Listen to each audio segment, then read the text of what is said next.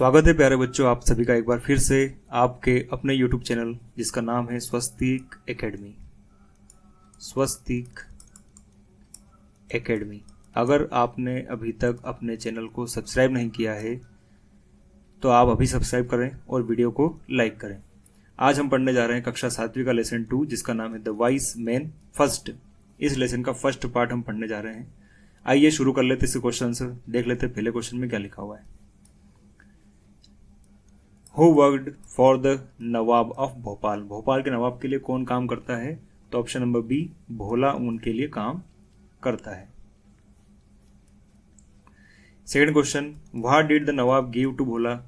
नवाब ने भोला को क्या दिया था उपहार में? तो उन्होंने दिया था option number C, a colt, घोड़े का बच्चा जिसे कहते हैं colt. Third question, why did Bhola exchange the hen for mangoes? उसने आम लेने के बदले अपनी मुर्गी को क्यों बदल लिया था? मुर्गी क्यों दे दी थी? इसका आंसर होगा option number D, his wife loved mango chutney. है ना, उसकी जो पत्नी है उसे आम की चटनी बनाना कर खाना बड़ा पसंद था। Fourth question, the boy blank is wearing a red shirt is my brother. वो लड़का जिसने लाल रंग की शर्ट पहन रखी है वो मेरा भाई है। तो यहाँ आ जाएगा option number B, who. Fifth question, the opposite gender of horse. घोड़े का अपोजिट जेंडर क्या होगा? तो यहां पे आ जाएगा मेयर, ऑप्शन नंबर बी। ठीक है, आगे बढ़ते हैं क्वेश्चन नंबर 6 की ओर। देख लेते हैं यहां पर क्या लिखा हुआ है, ब्लैंक फिल करना है। A group of kettle is called, है ना, पशुओं का झुंड क्या कहलाता है? हर्ड कहलाता है। क्या कहलाता है? हर्ड। सेवन क्वेश्चन, शांतिज हस्बैंड, शांति के हस्बैंड का नाम क्या था? तो भोला नाम था। Eighth question, we blank to respect our elders, हमें हमारे बड़ों की जो सम्मान है वो करना चाहिए। तो यहाँ पे आ जाएगा should. Ninth question, Ravi was waiting blank his friend, Ravi अपने दोस्त का इंतजार कर रहा था। तो यहाँ आ जाएगा for. Tenth question, past form of the word call, call की पास्ट मतलब सेकेंड फॉर्म हो जाएगी called. Very short answer question, एक शब्द या एक वाक्य में उत्तर देना है। 11th question, where did the horse trainer live? जो हॉर्स ट्रेनर था वो कहाँ रहता था? तो वो रहता था भोपाल में। 12th क्वेश्चन, हु सेड, ये वाक्य किसने कहा है? Yes it eats like an elephant, हाँ वह हाथी की तरह खाता है, ये कहा था भोला ने। किसने कहा था?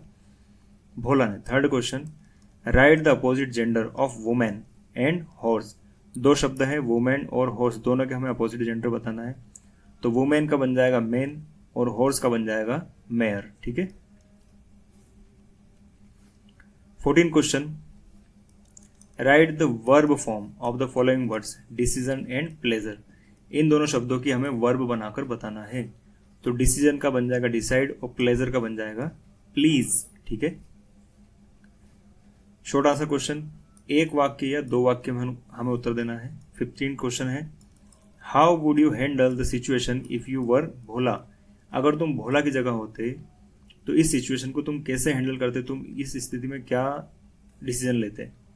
इफ आई वर भोला, यदि मैं भोला होता, है ना, या भोला की जगह होता, आई वुड थिंक केयरफुली, बड़ी सावधानी से इसके बारे में सोचता। बिफोर एक्सचेंजिंग माई हॉर्स, अपने घोड़े को बदलने के जो मेरा काम था उसके बदले में, उसके पहले में थोड़ा सा सोचता। I would keep the horse, है ना, मैं अपने घोड़े को अपने पास ही रख लेता। बिकॉज, क्योंकि, it was more useful and valuable, क्योंकि वो बड़ा उपयोगी भी होता और बड़ा उसकी बड़ी कीमत भी उसकी मिलती, वो बड़ा मूल्यवान होता। ठीक है। 16 question, why did Bhola want to buy a hen instead of sheep? जो भोला है वो भेड़ के बदले मुर्गी लेना क्यों चाहता था?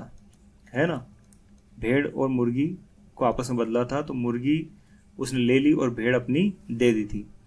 भोला wanted to buy a hen because he thought, उसने सोचा, इट वुड ले एग्स, वो अंडे देगी, एवरी डे, हर रोज, and his wife would be happy, और उसकी पत्नी बड़ी इसको देखकर खुश हो जाएगी। 17 question, what was the opinion of Bhola? Bhola की राय क्या थी? And his wife about selling the horse, उन दोनों ने घोड़े के बच्चे को या घोड़े को बेचने के बारे में क्यों सोचा था? भोला एंड हिज वाइफ बिलीव्ड, विश्वास करते थे, भरोसा, उनको मानना था, दैट व्हाट एवर, जो भी हो, happen was for the best, है ना, जो भी होगा अच्छा ही होगा। They were happy with every exchange, है ना, जिसके भी बदले वो उसको बदल कर लाएंगे उसके लिए दोनों खुश होंगे। एंड नेवर कंप्लेन, और दोनों के दोनों शिकायत भी नहीं करेंगे, वो घोड़े को बदलने के लिए तैयार थे। 18 question, it eats like an elephant, वो हाथी की तरह खाता है ना। चेंज इनटू नेगेटिव, इसे क्या बनाना है, हमें नेगेटिव बनाना है। हाथी की तरह खाता है, तो ये प्रेजेंट सेंटेंस में है, ठीक है, प्रेजेंट टेंस का सिंपल सेंटेंस है, तो यहाँ लग जाएगा डज। तो ये डज नॉट ईट, ये फर्स्ट फॉर्म यहाँ पर आ जाएगी, लाइक एन एलिफेंट, है ना, it does not eat like an elephant, वह एक हाथी की तरह नहीं खाता है। लॉन्ग आंसर देना हमें क्वेश्चन नंबर 19 में। रीड द पैसेज केयरफुली, ध्यान से पढ़े और नीचे वाले क्वेश्चंस के आंसर भी हमें देना है। भोला टुक द डंकी, भोला ने गधे को ले लिया। ही वॉक्ड अ फ्यू यार्ड्स, कुछ कदम चला। ही सा अ वुमेन, उसने महिला को देखा। विथ अ शीप, उसके हाथ में भेड़ था। ही थॉट, सोचा। His wife would like to have, उसकी पत्नी इसे पसंद करेगी, किसको, गधे की जगह एक भेड़ को देखना बड़ा पसंद करेगी। Show he went up the lady, और उस महिला के पास में वो चला गया। फर्स्ट क्वेश्चन, हु सा a woman with a sheep, जिसके हाथ में, महिला के हाथ में भेड़ था, उस महिला को किसने देखा, तो भोला ने देखा। Bhola saw a woman with a sheep, ठीक है। Second question, why did Bhola think of buying a sheep, Bhola ने भेड़ खरीदने के बारे में क्यों सोचा। बिकॉज, क्योंकि, ही believed his wife would like, क्योंकि वो मानता था कि उसकी पत्नी इसे पसंद करेगी। इंस्टेड ऑफ अ डंकी, एक गधे के बजाय मेरी पत्नी एक भेड़ को देखना बड़ा पसंद करेगी। Third question, how do you think animals help us, आपको क्या लगता है कि जानवर हमारी किस प्रकार से मदद करते हैं। एनिमल्स हेल्प अस, मदद करते हैं, बाय गिविंग अस मिल्क, वो हमें दूध देते हैं। एग्स, अंडे देते हैं। वुल, उनसे हमें ऊन मिलता है। बाय कैरिंग लोड्स, और वो हमारा भार भी उठाते हैं। एंड हेल्पिंग इन फार्मिंग, और साथ ही साथ जो जानवर होते हैं, एनिमल्स होते हैं, वो हमारे खेतों में भी हमारी मदद करते हैं। Fourth question, he worked hard blank he passed, है ना, वो बड़ा कठोर मेहनत करता था और वह पास भी हो गया। तो ही वर्कड हार्ड सो ही पास, ठीक है ना, इसलिए वो क्या हो गया, पास हो गया। तो सो का मतलब होता है यहाँ पे इसलिए, ठीक है। Fifth question, give the opposite gender of the following of the word women, इस शब्द का हमें क्या बताना है, अपोजिट बताना है, तो वुमेन का क्या बन जाएगा, man. 20 number question, right a paragraph with the help of the clues, यहाँ पर हमें आसपास क्लूज दिए गए हैं, इनकी मदद से हमें क्या बनाना है, नए वाक्य बनाना है। गुड हेल्थ के लिए क्या चाहिए, रिलैक्स चाहिए, गुड हाइजीन चाहिए, नो ड्रग्स होना चाहिए, स्पोर्ट्स एक्टिविटी होना चाहिए, और आउटडोर लाइफ भी होना चाहिए। साथ में नो स्मोकिंग की जाए, स्मोकिंग से दूर रहा जाए।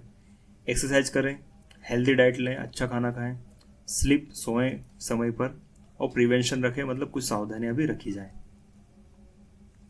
इन सबको मिलाकर गुड हेल्थ का पैराग्राफ बनाएंगे हम लोग।